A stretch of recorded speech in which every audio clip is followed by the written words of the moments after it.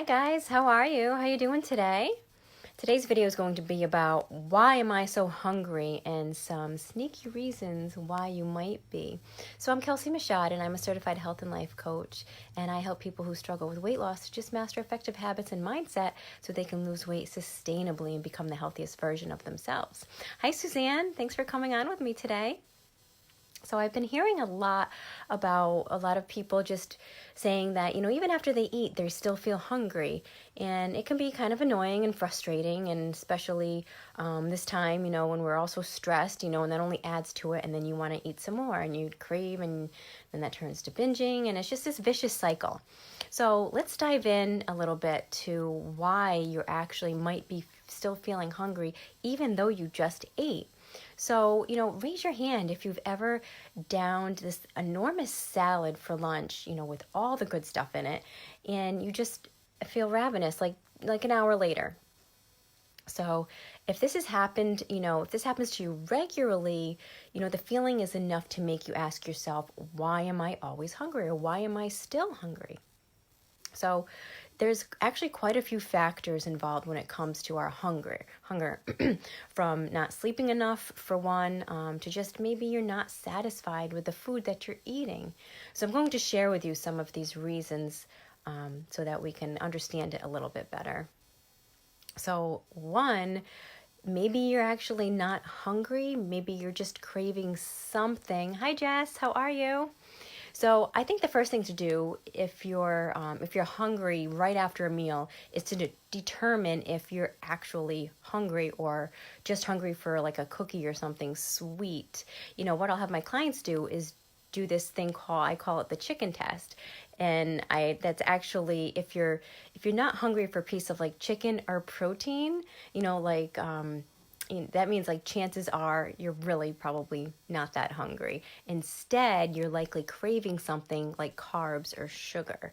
So if you don't pass that chicken test and having a treat isn't something that you want to have, you can distract yourself from those cravings with something that's like non-food related, like having a cup of warm tea, take a nice hot bubble bath, read a good book.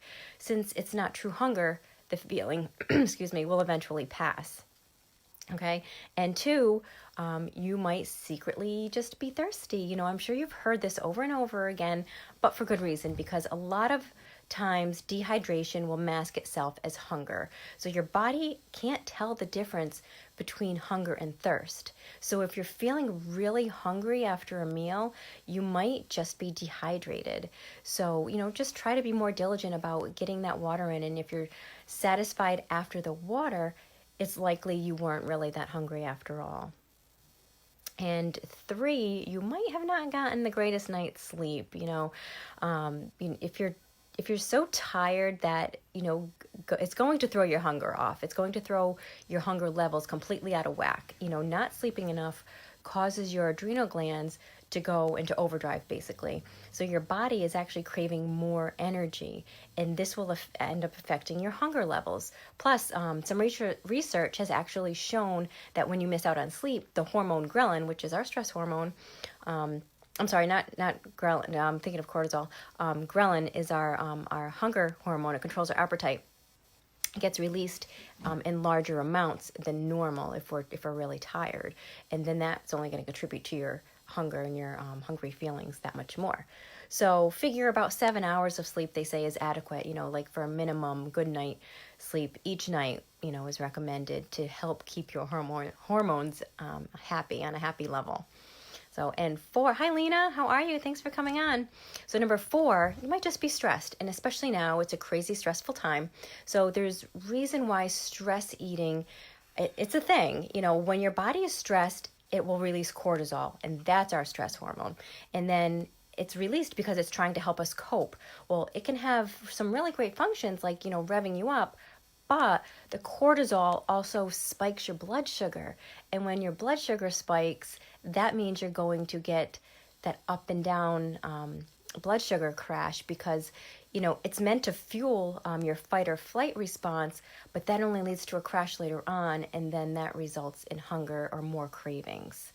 So try to eat more foods with like fatty acids that can really help compensate for this, because there's some evidence that the omega-3s, like in like fish oil, those kind of things, could help reduce the cortisol levels. And of course, making other lifestyle changes to reduce stress, like, some meditation, practicing mindfulness, self-care, meditation. I think I already said, because I love meditation, especially at this time. It's so great to be practicing that, and some prayer, things like that.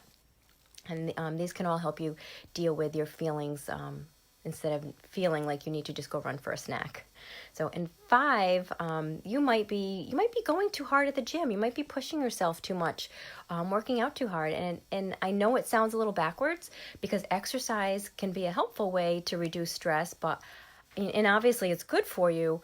But exercising too much, especially if it's something like HIIT or cardio, it can really mess with your body, because although the intensity might vary depending on the person, revving up your exercise too much can actually raise your cortisol. And again, remember, that's our stress hormone. So try limiting your cardio, which can be hard on the body, to no more than like 5 hours a week, and try to maybe supplement it with some of your more like intense sessions that you would have had with something like yoga or Pilates, that it's a little less strenuous on the body, but it still gives you a great workout. And 6, you might have an overactive thyroid, and that might be a little less obvious, but having an overactive thyroid, which is also known as hyperthyroidism, it's a hormonal disorder. Hi, Catherine. Hi, Stacy. Thanks for coming on today. So it's actually a hormonal disorder that's characterized by burning calories faster, and being very skinny. So, so people with overactive thyroids, they actually need to eat more to keep up with their energy requirements. And other symptoms that you can look out for are things like a rapid or irregular heartbeat, always thirsty, like chronic thirst, anxiety and tremors. Those are kinds of consistent with hyperthyroidism. And if any of this sounds like you, definitely want to talk to your doctor, because hyperthyroidism can actually cause more serious things like heart problems and brittle bones. And if it's left untreated, we don't want that to happen. So we definitely want to keep you healthy. Okay, so 7, you might be taking a prescription, and that can mess with your appetite too. So it's a thing, and it sucks, I know. But most commonly, antidepressants are associated with constant hunger and weight gain. And it's believed that some actually can mess with your hunger signals, which, causes you to want to eat more. So if your increased appetite is interfering with your day-to-day life, it's definitely worth bringing up with your doctor to see if there's another medication that they can supplement for you to try instead.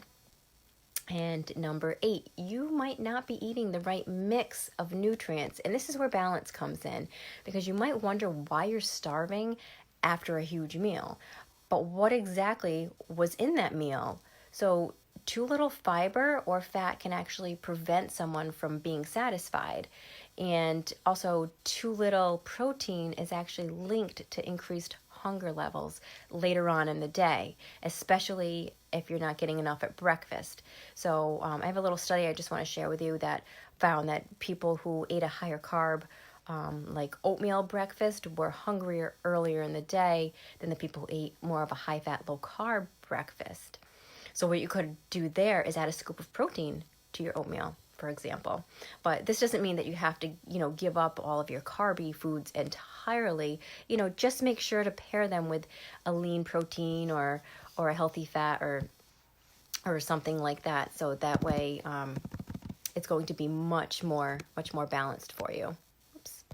So, like I said, with the oatmeal, you could throw a scoop of protein in there, and throw even some some pumpkin seeds or nice healthy fat, things like that, to try to balance it off, so you're not just getting straight carbs, which is sugar, and it's going to spike your blood sugar.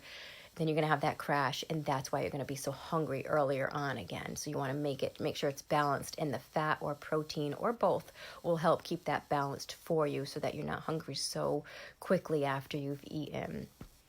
And hey, if you're still hungry after lunch and none of this really applies to you, maybe you just need a slightly bigger meal. Maybe you're not filling your energy requirements. So not fueling your body with the nutrients it needs to thrive makes it communicate with us through cravings, unfortunately. And that ends up being like cravings for carbs or something sweet that will raise our blood sugar. So, go ahead and have that, extra serving of guacamole, just for example, because it's a healthy fat. It's made, right from avocado, which is really good. And your stomach will thank you for it. So I hope those few tips were helpful for you if you feel like you're still hungry after you eat. And if you have any questions at all, please leave them in the comments. Hi, Ruth. Thank you for coming on. So if you have any questions, please feel free to leave them in the comments and I will always get to them. And just a reminder, I'm doing complimentary consultations if anyone wants to dive deeper into their own health and weight goals. And we can talk about where you're at, why you're stuck, how to get unstuck, and how to take you from where you are to where you would like to go. So I hope everyone has a beautiful day, and I will talk to you soon. Bye, guys.